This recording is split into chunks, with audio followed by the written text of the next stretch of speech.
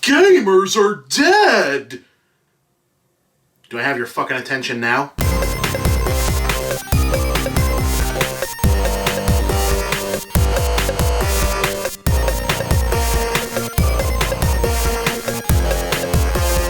So, not quite a year ago, a small but vocal and active number of self-identified gamers responded to a broiling, multi-tiered controversy ultimately associated with the hashtag that shall not be named by behaving in what could charitably be called some pretty ugly ways, leading to the publishing of several pieces wherein various games journalists took the opportunity to vent their long-standing frustrations with other less than pleasant aspects of the so-called gamer community in general in the context of responding to the aforementioned ugliness specifically, which were cynically, erroneously, and now infamously reframed as the "Gamers Are Dead" columns by faux outrage detractors. I thought this story had kind of passed us by, but apparently a lot of people are still pretty butthurt over it, while still more and more are now wondering if it wasn't ultimately unhelpful to have run those columns, however much truth or familiar observations may have been contained therein, in that particular moment, derailing the story into a broader desire to reform gaming culture rather than respond to a specific outbreak of loathsome behavior, because apparently it's mean to make people think about two things at once. And if all of that sounds completely unfamiliar to you, God, I'm so envious of your life. Anyway, the bottom line is we've landed at a place where gamers and so-called gamer culture has been getting really bad rep for almost a year now, which is ironic because more people are playing video games than ever and thus are in fact gamers. I mean,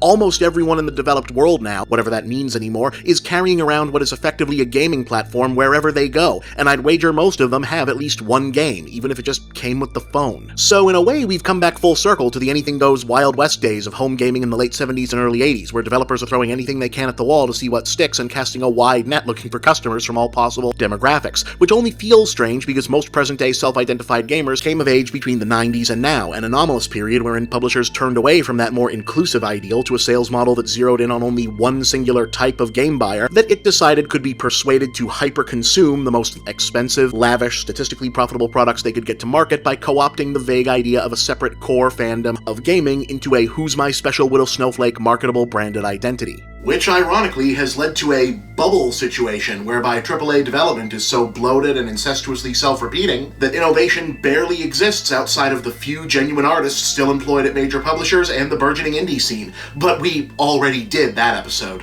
Nonetheless, those aforementioned core gamer special snowflakes, which at least on paper I'd probably qualify as, to be fair, are what we're generally thinking of when we think of so-called gamer culture. And that's where people are supposedly still feeling the quote-unquote targeted or bullied by the so-called Gamers Are Dead articles. Now, look, it's true that way too many people these days are too quick to equate criticism with bullying, in order to avoid having to own up to their own bad behavior. But in general, don't bully people is a pretty good umbrella policy to live by. Do I accept that there are circumstances where someone can deserve some harsh words or personal digs in terms of backlash for shit they've done? Yeah, sure. Your Honor, if it pleases the court, I refer to the case of talk shit, the get hit. But as a general rule, even if you think someone has it coming, you should probably find a better way to handle that than bullying or picking on or harassing people over, well, almost anything, but you really shouldn't do it over petty minor bullshit like people's hobbies. That having been said though, one, I really still don't understand how you get to "I'm being picked on" from largely innocuous if ill-timed think pieces asking the games industry to stop favoring one audience over all others and the one audience in question to grow up a bit. And two, I'm always a little uncomfortable when people say things like nerd pride or geek culture or the gaming community in a way that makes it clear that there's no sense of irony or unseriousness to their words. Now, I could be wrong, but I feel like this was a thing people started doing in the 90s as a winking send-up of identity politics and political correctness, you know, when everything was a culture and my community, but now some people have adopted it way too literally, which is especially troubling now that cynical marketing vultures have turned the once authentic, naturally occurring social subcultures like nerd and gamer into corporate branded identities that you can just buy off the rack at a fucking Hot Topic. Now look, I'm not here to tell anyone how they should or shouldn't construct their own identity or persona. What I will say is that for me, having my primary identity be anything other at the forefront than my own core self has always been, well, just not for me. Now, that doesn't mean that I don't have any interests that define parts of my persona. I mean, I'm a gamer, I'm a movie buff, I'm a Misty, a Trekkie, a Star Wars fan, a comics fan, a reader, a kaiju fan, a food lover, a socks fan, a progressive independent, I guess, politically, a dog person, a moderate metalhead, I prefer lemon meringue over key lime, I'm big into old school kung fu movies, I drive a Toyota Prius. Fuck you, the gas mileage is great.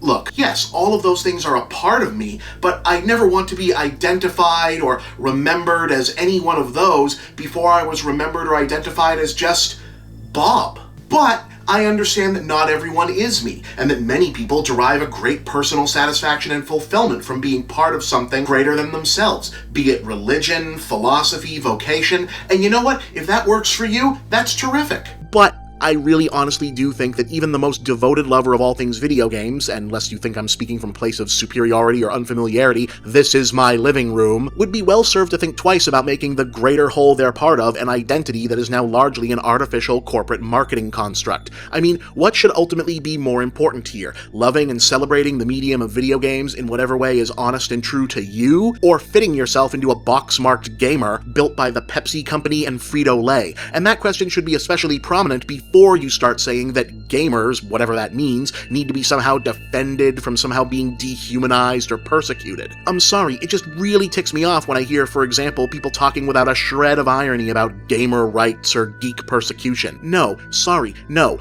Games are awesome. Being a gamer is awesome. I love both of those things, but an adopted hobby and an attendant shorthand nickname is not the same thing as a racial categorization, an ethnicity, a gender identity, or even a lifestyle. It's just not. No, you shouldn't be getting made fun of for being a nerd or a gamer or whatever, but some rando on the street rolling their eyes at your Ash Ketchum hat, or some games journalist indulging in an unkind characterization of your chosen fandom is not analogous to being told you can't vote because you're the wrong color, or you'll get paid less because you're the wrong gender, or you don't have the same rights as other people because you love the wrong kind of person. Guys, please, if there's one good thing that can come of this, can we please finally knock that shit off? It's not cute anymore, it's embarrassing, and it's making us all look like assholes.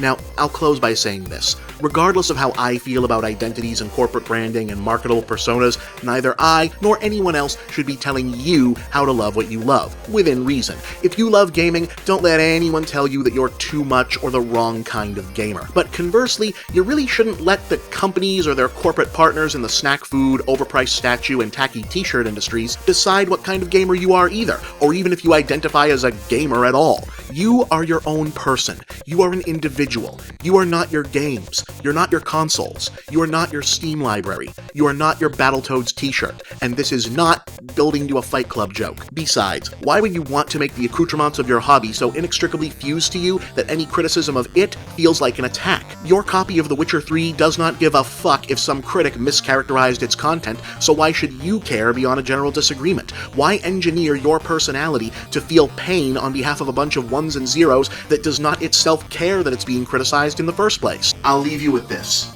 Never forget that the games you love and the gaming experiences you love have meaning and importance because they belong to you, not the other way around.